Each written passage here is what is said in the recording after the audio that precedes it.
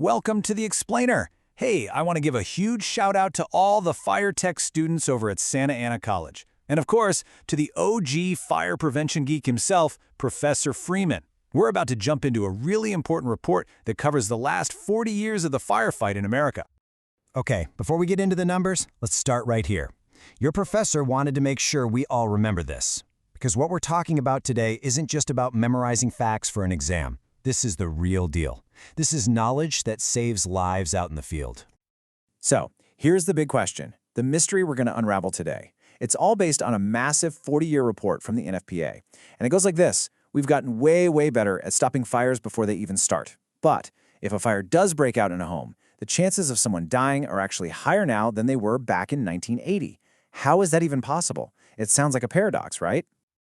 To really get our heads around this, we've got to jump in our time machine and head back. Let's take a look at what the battlefield looked like in 1980. Now, at first glance, this looks like a massive win. And it is. The total number of reported home fires in the U.S. got cut by more than half. That is a huge, monumental victory for fire prevention.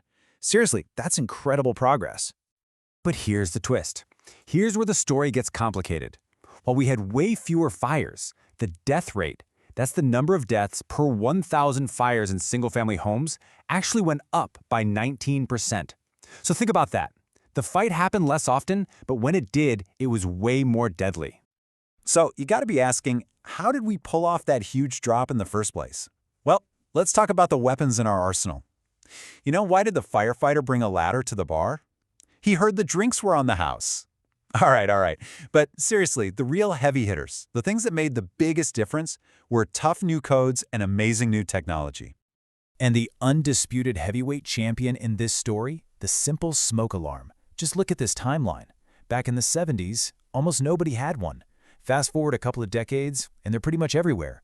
And that didn't happen by accident. It happened because building codes were updated to demand them. Early warning became our absolute best friend.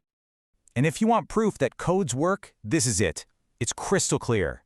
In apartment buildings, which are highly regulated, the death rate per fire actually went down. But look over at single-family homes, which have fewer regulations, it went up. This just hammers home the point. Where codes are strong and enforced, people are safer. Period. So if you think of smoke alarms as the jab that warns you trouble is coming, then sprinklers are the knockout punch. They're that next critical layer of defense. I mean, get this. In homes that have sprinklers, the death rate from a fire drops by a staggering 86%. It's the ultimate 1-2 punch. The alarm tells you to get out, and the sprinklers start fighting the fire for you. But here's the thing. Even while we were winning these huge battles with technology and codes, the fire itself was changing. It adapted. This created a whole new set of challenges for us. You know, I tried to make a campfire the other day, but I just couldn't get it right. I guess I don't have the spark. But trust me, the new trenches we're fighting in are no joke. So what's our number one enemy when it comes to the cause of home fires? It's been a stubborn one: cooking. In fact, it's the only major cause that's responsible for more fires and more deaths today than it was back in 1980. Okay, so that's the number one cause of fires. But what about the number one cause of fire deaths? Well, that's an enemy we've been battling for a very long time: smoking. Even with everything we know about the dangers, it's still the single deadliest cause of home fires. Okay, now this slide gets to the heart of that paradox we talked about at the beginning. This is why fires are so much deadlier now. It's because our stuff has changed.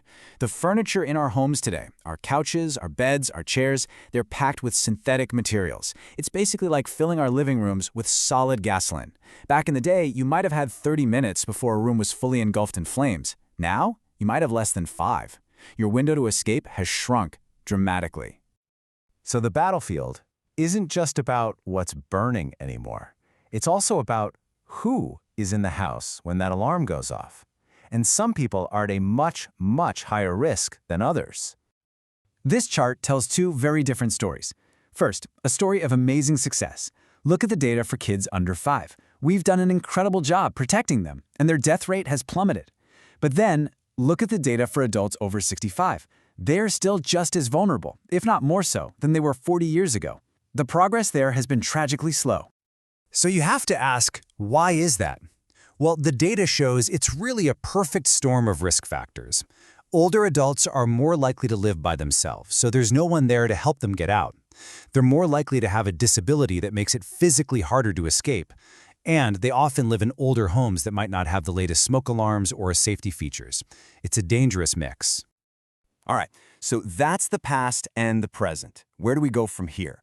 For all of you getting ready to start your careers, you are about to face a threat that is completely redefining the entire landscape of firefighting. Just look at this. When we talk about fires that cause catastrophic loss of life, fires that kill many people at once, there is one cause that now dwarfs all the others: wildfire. That clear line that used to exist between fighting a fire in a building and fighting a fire in the woods, it's disappearing. The wildland-urban interface, the WUI, that is the new front line. So how on earth do you fight a war this big in this complex? Well, not with just one tool. You need a whole system. The NFPA has a name for it, the Fire and Life Safety Ecosystem. It's a framework of 8 different pieces, everything from government responsibility and codes to having a skilled workforce to making sure the public is informed. They all have to work together. If any one of those links breaks, the whole chain gets weaker. And really, that brings us to the biggest question of all, the one for your generation. The last generation of fire professionals, they won their battles with smoke alarms and sprinkler codes, but the enemy has evolved. The challenges are bigger and more complex than ever. So the question is, what's going to be your breakthrough? And that brings us right back to where we started.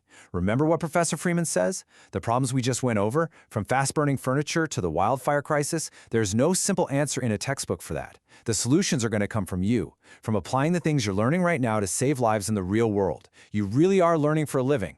Now go make a difference.